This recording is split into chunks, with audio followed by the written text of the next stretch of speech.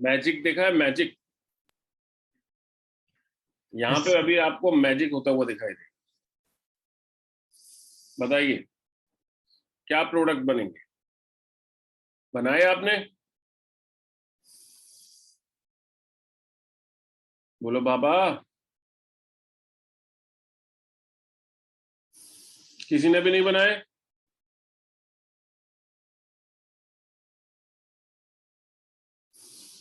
Yes और no? एकदम चुप्पी है। Abhinav Mishra, yes sir. What is the product? No sir, नहीं है जी? सर, नहीं बना। प्रोडक्ट ही नहीं बन रहा? No sir. मना कर दी उसने प्रोडक्ट न बनने से। Bhandari ji, what is the product?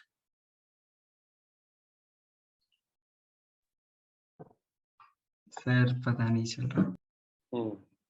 Vaishnavi, what is the product?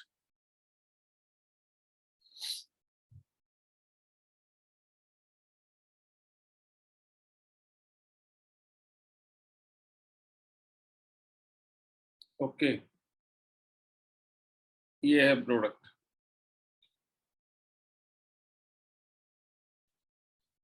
जादू मैंने इसलिए बोला, ये 3 कार्बन एटम वाली साइकिल 4 कार्बन एटम वाली साइकिल में कन्वर्ट होगी।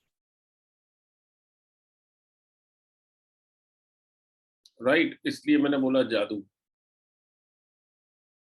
ये रिंग एक्सपेंशन का केस। किसका केस है? रिंग एक्सपेंशन का। कैसे समझ सकते हैं? उसी प्रोसेस से समझ सकते हैं। जब इनिशियली आपने AlCl3 और प्रोपाइल क्लोराइड की रिएक्शन कराई तो कौन सा कार्बोनियम आयन बना? ये carbonium ion.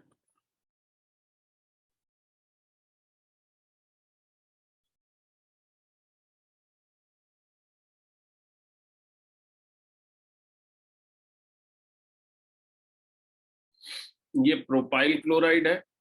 M I correct? Yes sir. नहीं जी, क्यों नहीं है सर? नहीं है। सर एक और कार्बन है इसमें।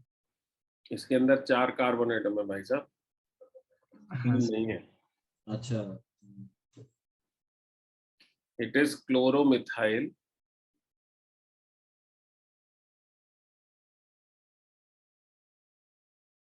साइक्लोप्रोपेन, ये कंपाउंड है।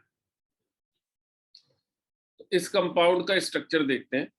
ये स्ट्रक्चर है बॉस, CH2, ये CH2,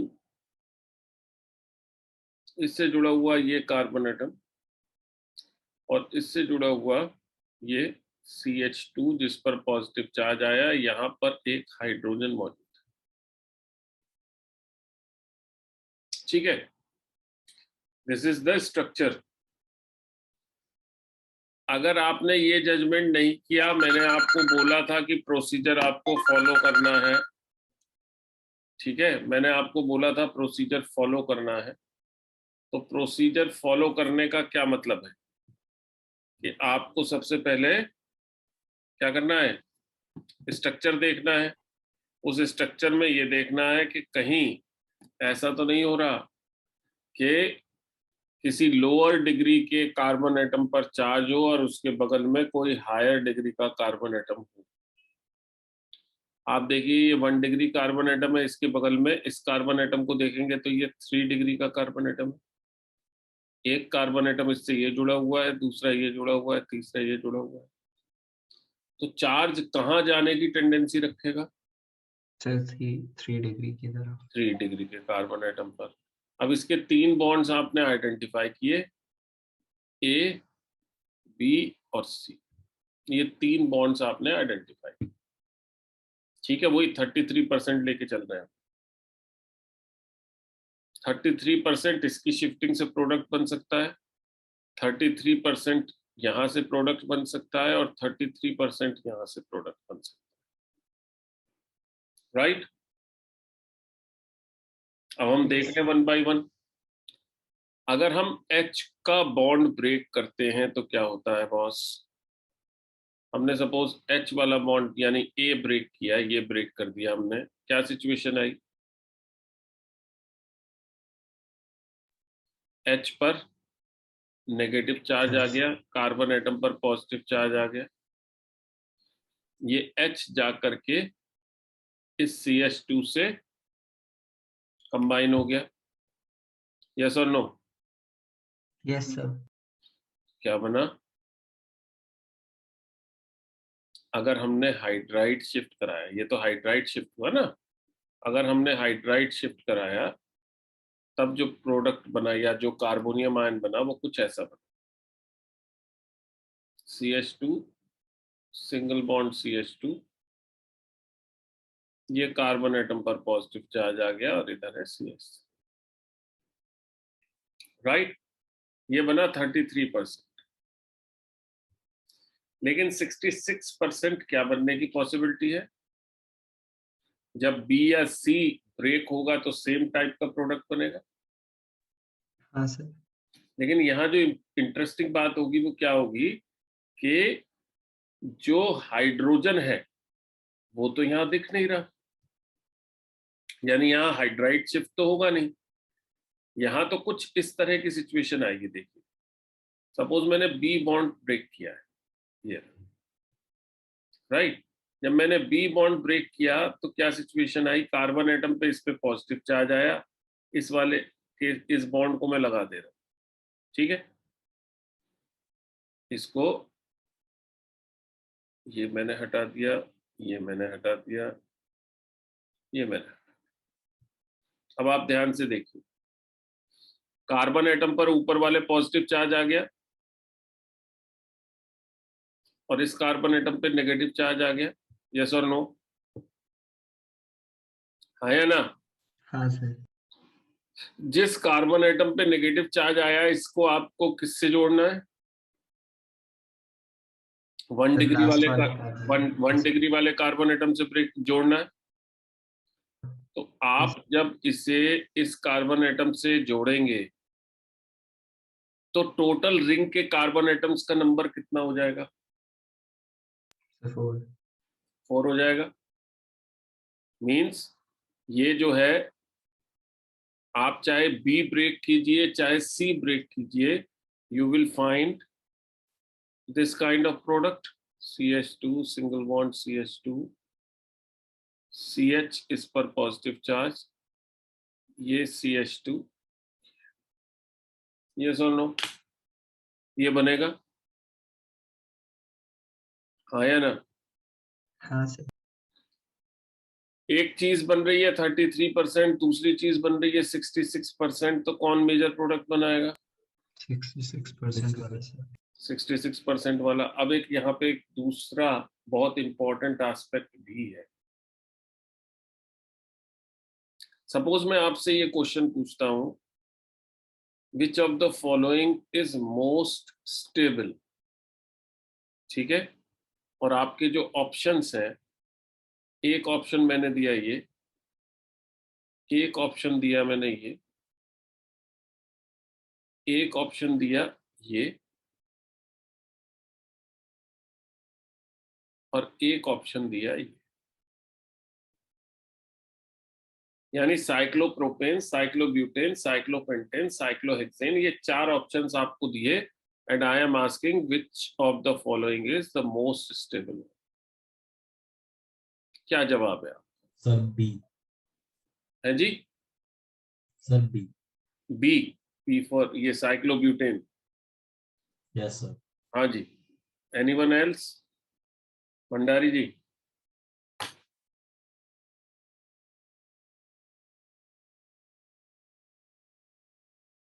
Bhandari ji, what is the answer?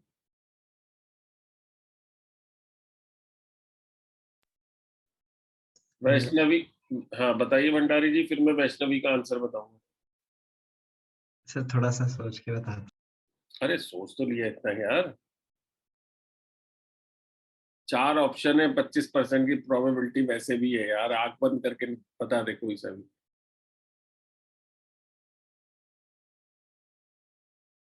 Sir cyclopropane. है सर ए। ए। अब देखिए आपने आंसर दिया ए, मिश्रा जी ने आंसर दिया बी, और वैष्णवी ने आंसर दिया D, and Vaishnavi is correct. Cyclopropane से लेकर के साइक्लोहेक्सेन तक आप जैसे जैसे number of carbon atoms increase करते जाएंगे, जो स्टेबिलिटी है रिंग्स में वो इंक्रीज होती जाएगी। ठीक है, ध्यान रखिए, अगर मैं आपसे इनकी स्टेबिलिटी का ऑर्डर पूछता तो स्टेबिलिटी का ऑर्डर ये होता, ये लीस्ट स्टेबल है, इससे ज्यादा स्टेबल ये है, इससे ज्यादा स्टेबल ये है, और सबसे ज्यादा स्टेबल ये है। साइकिल्स के केस में देयर इज अ थियरी जिसको आप बोलते हैं बेयर्स स्ट्रेन थियरी। क्या बोलते हैं? Baeyer's strain theory. और ये थियरी ये कहती है कि साइकिल्स के बीच में एंगल जितना जो है आप पास पास बात करेंगे बॉन्ड्स की, इनके बीच में रिपल्शन उतना ही ज्यादा होगा। इसके केस में जो बॉन्ड एंगल है अगर उसे आप देखते हैं तो ये बॉन्ड एंगल इन बॉन्ड्स को पास ला रहा है, और तीनों बॉन्ड्स जब पास पास हैं तो बॉन्ड पेयर्स के बीच में रिपल्शन मैक्सिमम है। बॉन्ड पेयर रिपल्शन मैक्सिमम है।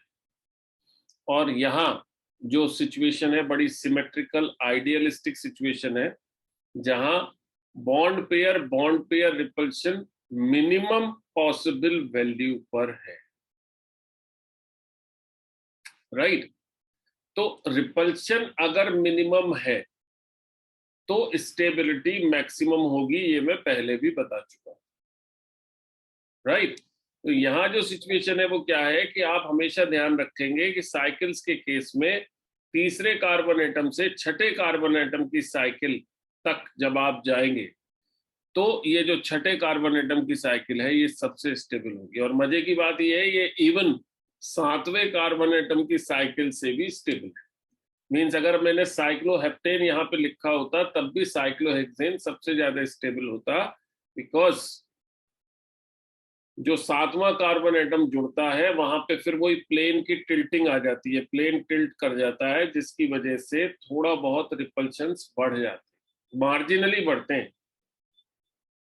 ठीक है, तो आपको ध्यान रखना है कि कहीं अगर रिंग एक्सपेंशन की पॉसिबिलिटी है,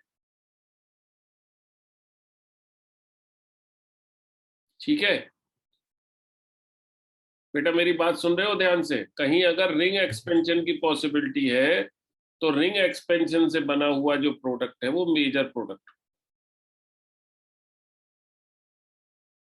यानी एक तो हमने 33 और 66% ये देख ही लिया। दूसरा बेयर्स थियरी के हिसाब से अगर हम बात करते हैं तो साइक्लोप्रोपेन वाला जो आयन है इट इज लेस स्टेबल, और जो साइक्लोब्यूटेन वाला आयन है it is more stable. Right? तो जो लेस स्टेबल आयन है ये बनाएगा माइनर प्रोडक्ट, और जो मोर स्टेबल आयन है ये बनाएगा मेजर प्रोडक्ट। समझ में आया जादू? हाँ sir. Yes sir. Was it difficult? Difficult था ये? No sir. किसी भी तरीके से डिफिकल्ट नहीं था, बहुत आसान था। अगर आप प्रोसीजर फॉलो करेंगे तो आपसे हो जाएगा, अगर आप अंदाजा लगाने की कोशिश करेंगे तो नहीं हो।